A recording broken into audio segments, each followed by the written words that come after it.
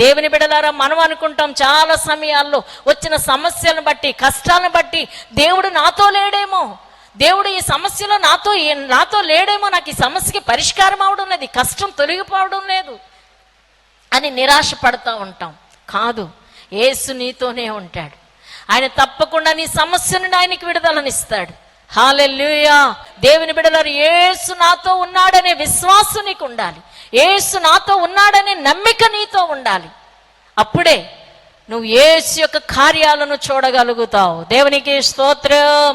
హల్లెలూయా. Bible చెప్తుంది, అగ్ని వంటి మహాశ్రమలు మనకు వచ్చినప్పుడు కూడా ఆయన ఆత్మ మనతో ఉంటుందట. పేతురుకు రాసిన పత్రికలో దేవుడు మనతో ఉంటాడు, ఆయన మనల్ని విడిచిపెట్టాడు. దేవుడే చెప్పాడు, నిన్ను విడువను, నిన్ను ఎడబాయను అని. దేవుని బిడలారా, యేసు మనతో ఉంటాడు. యేసు మనతో ఉన్నప్పుడు మనం చింతించవలసిన పని లేదు, భయపడవలసిన పని లేదు.